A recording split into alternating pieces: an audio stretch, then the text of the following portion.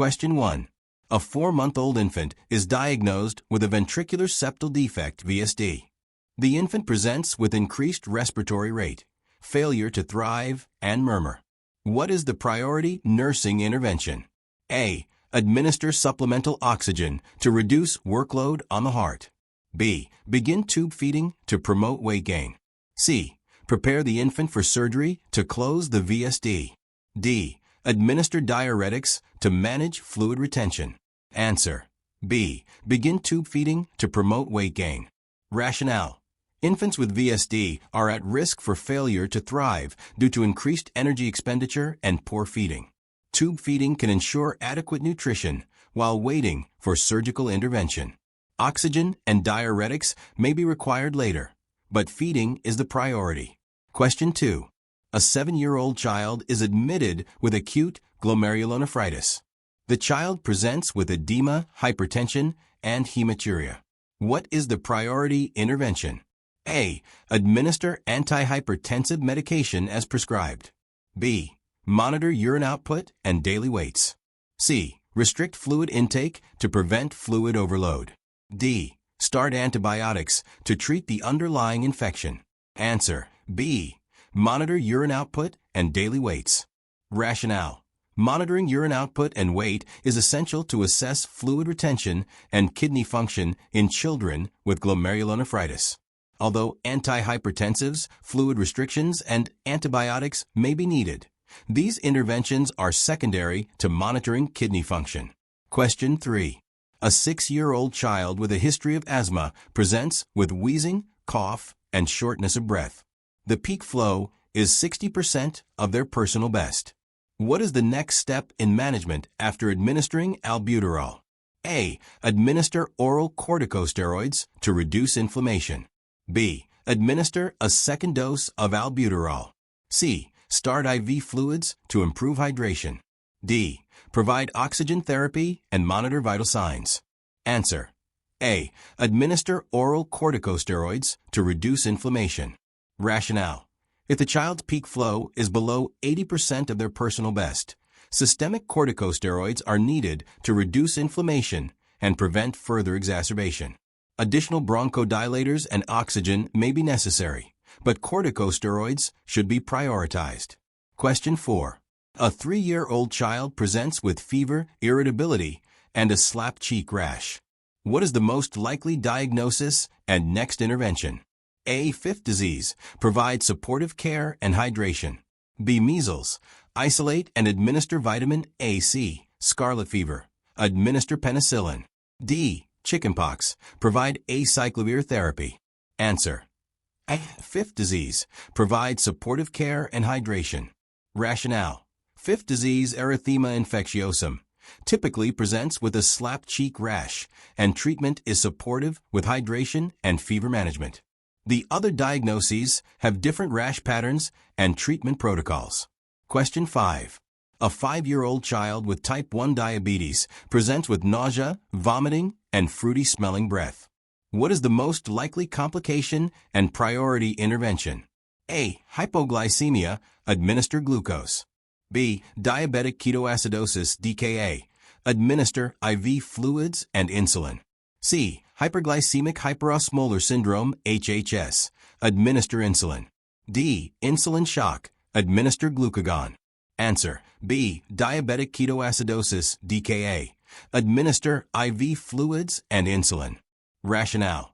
The symptoms of nausea, vomiting, and fruity-smelling breath are classic signs of DKA, which requires immediate management with 4 fluids and insulin.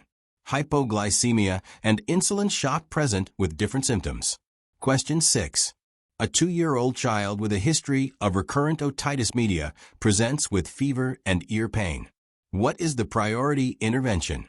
A. Administer pain medication and provide ear drops. B. Perform an otoscopic examination to assess the middle ear. C.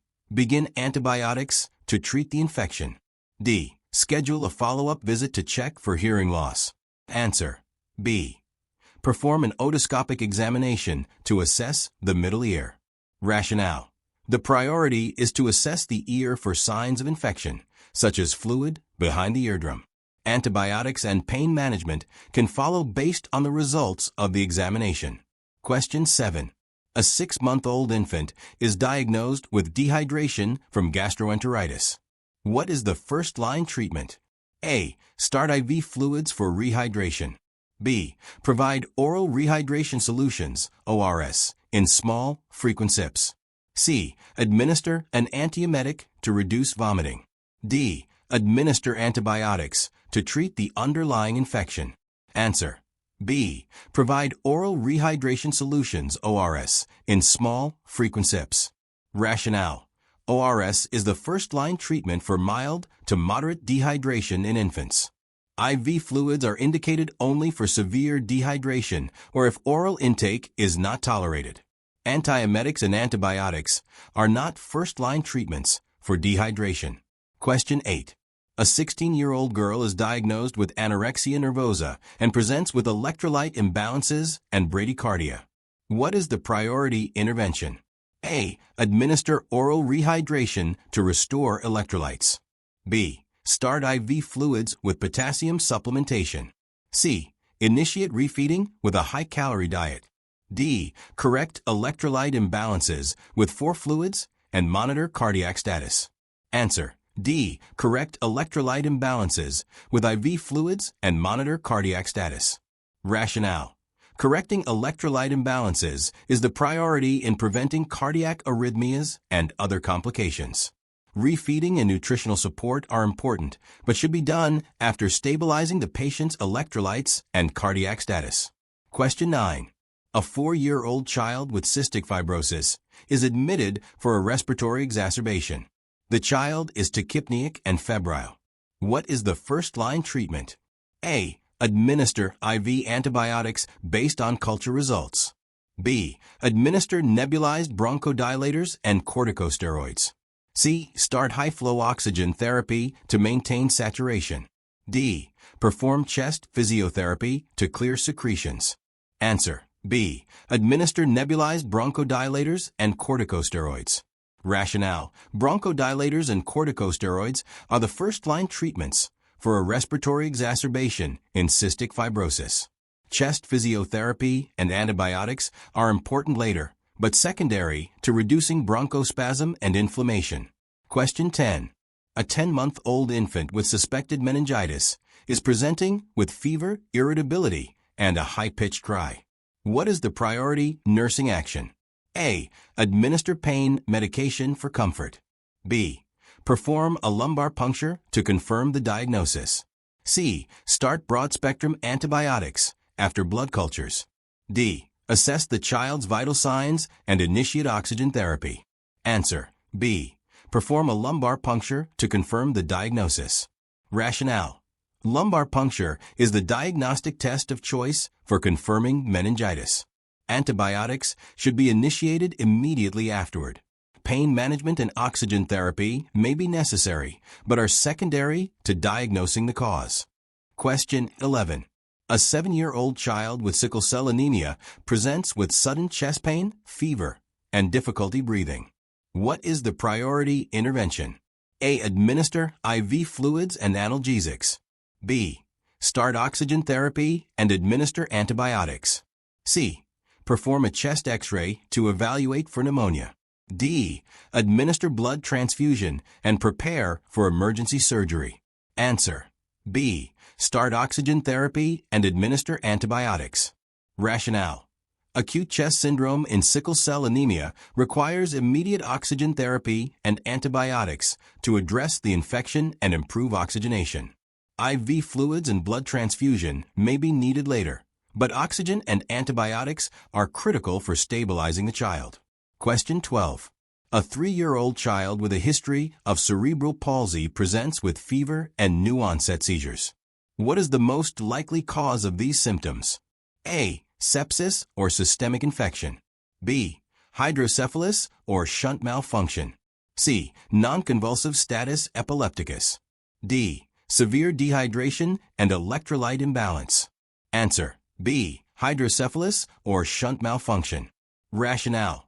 Children with cerebral palsy who present with fever and new-onset seizures should be assessed for shunt malfunction or increased intracranial pressure, which can present with seizures. Sepsis and dehydration are less likely but should be ruled out. Question 13. A child with a known history of neuroblastoma presents with increased fatigue, pain, and pallor. What is the priority intervention? A. Perform a bone marrow biopsy to assess for metastasis. B. Administer a blood transfusion to correct anemia. C. Start chemotherapy based on prior treatment protocol. D. Provide palliative care to manage pain and symptoms. Answer. B. Administer a blood transfusion to correct anemia. Rationale. Pallor and fatigue may indicate anemia, which is common in children with neuroblastoma. Blood transfusion is necessary to correct anemia, while further diagnostic tests and chemotherapy may be initiated once the child is stable. Question 14. A 4-year-old child with a history of renal failure presents with edema, hypertension, and a decrease in urine output. What is the priority intervention? A. Administer antihypertensive medications as prescribed. B. Perform a renal ultrasound to assess kidney function. C. Start IV fluids to promote urine output. D. Administer diuretics to relieve fluid retention. Answer. D. Administer diuretics to relieve fluid retention. Rationale. Diuretics are used to manage fluid retention, which is causing the edema and hypertension. Antihypertensives and fluid management are important, but secondary to addressing fluid overload. Question 15. A 9-month-old infant is admitted with signs of dehydration and a fever of 39 degrees Celsius, 102.2 degrees Fahrenheit. The child's urine output is minimal. What is the first priority intervention? A. Start IV hydration with isotonic fluids. B. Administer antipyretics to reduce fever. C. Provide oral rehydration solutions, ORS, for mild dehydration. D. Perform a complete blood count, CBC, to assess infection. Answer. A. Start IV hydration with isotonic fluids. Rationale. IV fluids are essential for rehydration in a child with severe dehydration. Oral rehydration may be appropriate for mild dehydration, but IV fluids are required in this case due to the child's minimal urine output and fever. Question 16. A 12-year-old child with sickle cell anemia presents with extreme pain in the arms and legs. What is the most appropriate priority intervention? A. Administer opioids to manage pain. B. Apply ice packs to the affected areas. C. Start IV fluids for hydration and pain management. D. Perform a complete blood count, CBC, to assess for infection. Answer. C. Start IV fluids for hydration and pain management. Rationale. Hydration is essential in managing sickle cell pain crises, as dehydration can worsen the condition. Pain management with opioids is important, but hydration should be prioritized to improve blood flow. Question 17. A 6-year-old child is diagnosed with juvenile idiopathic arthritis, JIA. What is the first priority in treatment? A. Initiate NSAIDs to reduce pain and inflammation. B. Administer biologic agents like methotrexate. C. Schedule physical therapy to improve joint mobility. D. Administer corticosteroids to reduce systemic inflammation. Answer. A. Initiate NSAIDs to reduce pain and inflammation. Rationale. NSAIDs are the first-line treatment for JIA, as they help reduce inflammation and pain. Methotrexate and biologics are used for more severe cases, and physical therapy can be incorporated later once pain is controlled. Question 18. A 3-month-old infant presents with a high fever, irritability, and a bulging fontanelle. What is the priority intervention? A. Perform a lumbar puncture to diagnose meningitis. B. Start IV antibiotics for bacterial meningitis. C. Administer antipyretics to reduce fever. D. Perform a CT scan of the head to assess for brain injury. Answer. A. Perform a lumbar puncture to diagnose meningitis. Rationale. A bulging fontanelle, fever, and irritability in an infant suggest meningitis. A lumbar puncture is necessary to confirm the diagnosis and guide antibiotic therapy. Antipyretics and imaging may follow, but the priority is diagnosis. Question 19. A 7-year-old child with leukemia presents with a fever of 39 degrees Celsius, 102.2 degrees Fahrenheit, and a low white blood cell count. What is the priority intervention? A. Administer broad-spectrum antibiotics immediately after obtaining blood cultures. B. Start IV fluids to prevent dehydration. C. Administer corticosteroids to control inflammation. D. Perform a bone marrow biopsy to assess for leukemia recurrence. Answer: A. Administer broad-spectrum antibiotics immediately after obtaining blood cultures. Rationale: fever in a neutropenic child is a medical emergency due to the risk of infection. Antibiotics should be started immediately, and blood cultures should be obtained to identify the causative pathogen. Question 20. A 10-year-old child with asthma is admitted with a respiratory rate of 30 breaths per minute and audible wheezing. What is the priority intervention after administering a bronchodilator? A. Administer oral corticosteroids to reduce inflammation. B. Assess oxygen saturation and administer supplemental oxygen if necessary. C. Perform a chest X-ray to rule out pneumonia. D. Monitor peak flow readings to assess improvement. Answer: B. Assess oxygen saturation and administer supplemental oxygen if necessary. Rationale: the priority is to assess oxygen saturation and ensure adequate oxygenation after administering a bronchodilator. If oxygen saturation is low, supplemental oxygen should be provided. Corticosteroids and chest X-ray may follow based on clinical findings. Question 21. A 3-year-old child with a history of asthma is brought to the emergency department with a severe asthma exacerbation. The child is not responding to albuterol. What is the next best step in management? A. Administer systemic corticosteroids to reduce inflammation. B. Start continuous nebulization of albuterol and assess response. C. Administer IV magnesium sulfate to relax the bronchioles. D. Prepare the child for intubation and mechanical ventilation.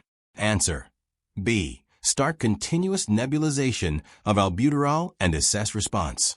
Rationale: if the child is not responding to a single dose of albuterol, continuous nebulization is the next step to provide sustained bronchodilation. If the child continues to worsen, intubation may be necessary.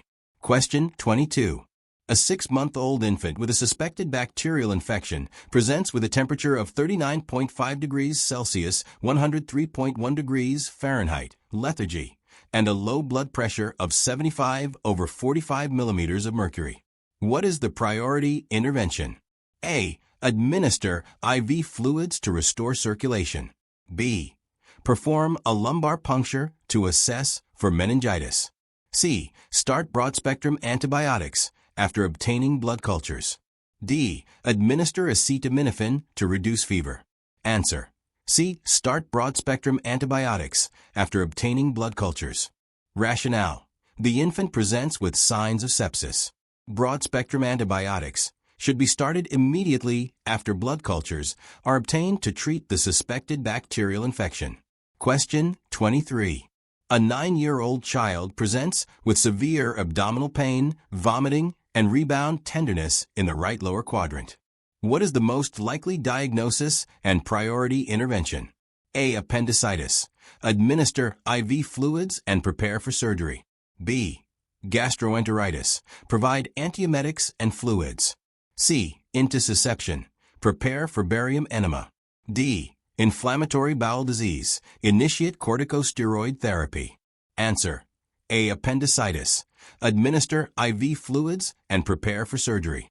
Rationale: the child's symptoms are classic for appendicitis. Immediate IV fluid administration and preparation for appendectomy are the priority. Question 24. A 10-year-old child with a history of nephrotic syndrome presents with edema, foamy urine, and weight gain. What is the priority intervention? A. Administer corticosteroids as prescribed to reduce proteinuria. B. Provide a high-protein, low-sodium diet. C. Administer diuretics to relieve edema. D. Start IV fluids to rehydrate the child. Answer: A. Administer corticosteroids as prescribed to reduce proteinuria. Rationale: the first-line treatment for nephrotic syndrome is corticosteroids to reduce proteinuria and control edema. Diuretics can help manage edema, but should be used after corticosteroids are administered. Question 25. A 3-year-old child is brought to the clinic with a slapped cheek, rash, fever, and joint pain. What is the most likely diagnosis and priority intervention? A. Fifth disease, erythema infectiosum. Provide supportive care and hydration. B. Measles. Administer vitamin A and isolate the child. C. Scarlet fever. Initiate penicillin therapy. D. Chickenpox. Provide antiviral therapy. Answer: A. Fifth disease, erythema infectiosum. Provide supportive care and hydration. Rationale: fifth disease presents with a characteristic slapped cheek, rash, and is caused by parvovirus B19. Treatment is supportive, including hydration and fever management. Question 26. A 4-month-old infant presents with a fever, irritability, and bulging fontanelles. What is the priority nursing intervention? A. Administer acetaminophen to reduce fever. B. Perform a lumbar puncture to assess for meningitis. C. Start broad-spectrum antibiotics to treat a possible infection. D. Prepare the infant for a CT scan to assess for brain injury. Answer: B. Perform a lumbar puncture to assess for meningitis. Rationale: bulging fontanelles, fever, and irritability are signs of increased intracranial pressure, which can be caused by meningitis. A lumbar puncture is necessary to confirm the diagnosis before administering antibiotics. Question 27.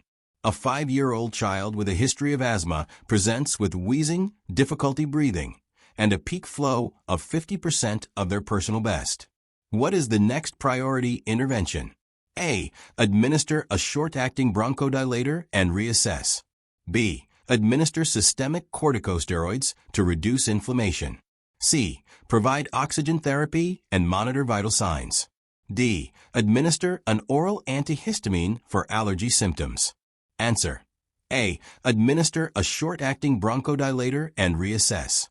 Rationale: the first priority in an asthma exacerbation is to administer a short-acting bronchodilator, for example albuterol, and reassess the child's response. Corticosteroids, oxygen therapy, and antihistamines may follow based on the child's condition. Question 28. A 6-month-old infant with a history of heart failure is admitted with respiratory distress and edema. The infant is lethargic and has a decreased urine output. What is the priority intervention? A. Administer a diuretic to reduce fluid retention. B. Start IV fluids to improve circulation and hydration. C. Administer oxygen therapy to improve oxygenation. D. Assess the infant's blood pressure and prepare for intubation. Answer: A. Administer a diuretic to reduce fluid retention. Rationale: in heart failure, fluid retention is a major concern, and diuretics are necessary to reduce edema and improve respiratory function. Oxygen therapy may be required, but addressing fluid overload is the priority. Question 29. A 3-month-old infant is diagnosed with a urinary tract infection UTI. What is the priority nursing intervention? A. Administer broad-spectrum antibiotics after obtaining urine culture. B. Educate the parents on proper hygiene techniques. C. Administer analgesics to reduce pain associated with urination. D. Start IV fluids to prevent dehydration. Answer: A.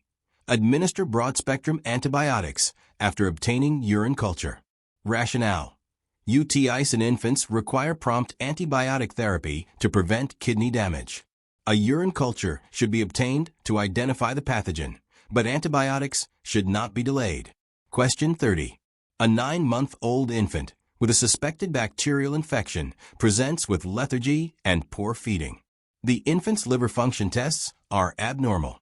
What is the priority intervention? A. Administer IV antibiotics and monitor liver function. B. Start oxygen therapy to address any hypoxia. C. Perform a lumbar puncture to assess for meningitis. D. Begin rehydration therapy with oral fluids. Answer: A. Administer IV antibiotics and monitor liver function.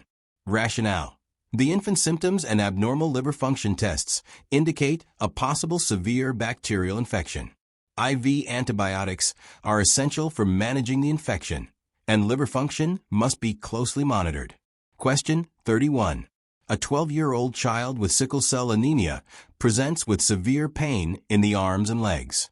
The child is not responding to oral pain medications. What is the next priority intervention? A. Administer opioids as prescribed for pain management. B. Initiate blood transfusion to improve oxygen delivery. C. Start IV fluids to improve hydration and circulation. D. Perform a thorough neurological exam to assess for complications. Answer: C. Start IV fluids to improve hydration and circulation. Rationale: hydration is critical in managing sickle cell pain crises. Administering IV fluids helps reduce blood viscosity and improve oxygen delivery. Pain management is also important, but should follow hydration therapy. Question 32. A 16-year-old female is diagnosed with anorexia nervosa. What is the priority nursing intervention to prevent refeeding syndrome? A. Correct electrolyte imbalances before starting nutrition. B. Provide high-calorie enteral feeding immediately. C. Administer potassium supplements and monitor cardiac function. D. Monitor the patient's weight and fluid status daily. Answer: A. Correct electrolyte imbalances before starting nutrition. Rationale: refeeding syndrome can occur when nutrition is reintroduced too quickly in patients with severe malnutrition. Correcting electrolyte imbalances, particularly phosphate, before starting feeding is essential to prevent complications. Question 33. A 4-year-old child with cerebral palsy is admitted with a respiratory infection. The child is nonverbal and has difficulty swallowing. What is the priority nursing intervention? A. Ensure proper suctioning and airway clearance. B. Start enteral feeding through a gastrostomy tube. C. Administer broad-spectrum antibiotics for infection. D. Place the child on a high-flow oxygen mask. Answer: A. Ensure proper suctioning and airway clearance. Rationale: children with cerebral palsy who have difficulty swallowing are at high risk for aspiration and airway obstruction. Ensuring airway clearance is the priority intervention to prevent complications like pneumonia. Question 34. A 5-year-old child with asthma presents with severe wheezing and chest tightness. The peak flow rate is 40% of their personal best. What is the next best step in management after administering albuterol? A. Administer oral corticosteroids to reduce airway inflammation. B. Administer a second dose of albuterol and reassess. C. Start an IV line for hydration and administer fluids. D. Provide supplemental oxygen if the child's oxygen saturation drops below 92%. Answer: D. Provide supplemental oxygen if the child's oxygen saturation drops below 92%. Rationale: after administering albuterol, if the child's oxygen saturation drops below 92%, supplemental oxygen should be provided. Corticosteroids and further bronchodilators may be needed later, but oxygen is the immediate priority. Question 35. A 6-month-old infant presents with fever, irritability, and poor feeding. What is the priority intervention for suspected sepsis? A. Administer broad-spectrum antibiotics after obtaining blood cultures. B. Start IV fluids for rehydration. C. Administer acetaminophen for fever control. D. Place the infant in isolation to prevent spread. Answer: A. Administer broad-spectrum antibiotics after obtaining blood cultures. Rationale: sepsis is a medical emergency, and immediate administration of broad-spectrum antibiotics is critical. Blood cultures should be obtained to identify the pathogen. Question 36. A 10-year-old child is admitted with acute appendicitis. The child's condition deteriorates, and the child becomes hypotensive and lethargic. What is the next best step in management? A. Administer IV fluids and antibiotics immediately. B. Perform a laparotomy to remove the appendix. C. Provide pain management and monitor vital signs. D. Administer oral fluids and monitor for improvement. Answer. A. Administer IV fluids and antibiotics immediately. Rationale. Hypotension and lethargy indicate septic shock secondary to a perforated appendix. Immediate IV fluid resuscitation and antibiotics are necessary to prevent further complications. Question 37. A 12-month-old infant presents with a fever of 38.5 degrees Celsius, 101.3 degrees Fahrenheit, and irritability. The child is not responding to acetaminophen. What is the priority next step? A. Perform a full physical exam and obtain a urine culture. B. Perform a lumbar puncture to assess for meningitis. C. Start broad-spectrum antibiotics to treat a suspected infection. D. Reassess the fever and wait for it to resolve. Answer. A. Perform a full physical exam and obtain a urine culture. Rationale. Fever and irritability in infants can indicate an underlying infection. A thorough physical exam and urine culture are important to identify the source of the infection, especially in the absence of a clear diagnosis. Question 38. A child with a history of spina bifida presents with a urinary tract infection, UTI. The child's urine culture reveals E. coli. What is the priority intervention? A. Administer oral antibiotics to treat the infection. B. Perform a renal ultrasound to assess for renal damage. C. Insert a catheter for continuous urine drainage. D. Start IV antibiotics and perform a bladder scan. Answer. A. Administer oral antibiotics to treat the infection. Rationale. UTIs in children with spina bifida are common, and the first-line treatment is oral antibiotics based on the culture results. Renal ultrasound may be done later to assess for complications, but antibiotics are the priority. Question 39. A 6-year-old child is diagnosed with juvenile idiopathic arthritis, JIA. What is the most important aspect of managing this child's care? A. Administer NSAIDs as prescribed to manage pain and inflammation. B. Encourage the child to engage in physical therapy and exercise regularly. C. Administer disease-modifying anti-rheumatic drugs, DMARDs, to reduce joint damage. D. Start corticosteroid therapy to manage systemic inflammation. Answer. A. Administer NSAIDs as prescribed to manage pain and inflammation. Rationale. NSAIDs are the first-line treatment for managing pain and inflammation in JIA. DMARDs and corticosteroids may be used later for more severe cases, but NSAIDs should be the initial therapy. Question 40. A 3-month-old infant with hydrocephalus is presenting with vomiting, irritability, and bulging fontanelles. What is the priority nursing intervention? A. Perform a neurological assessment and monitor for signs of increased intracranial pressure, ICP. B. Administer acetaminophen to reduce fever and discomfort. C. Prepare for surgical shunt revision and consult with neurology.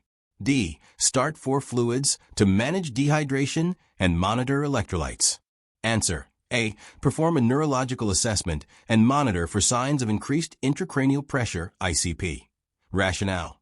Symptoms like vomiting and bulging fontanelles indicate increased ICP, likely due to shunt malfunction. Immediate neurological assessment is critical to determine the need for surgical intervention.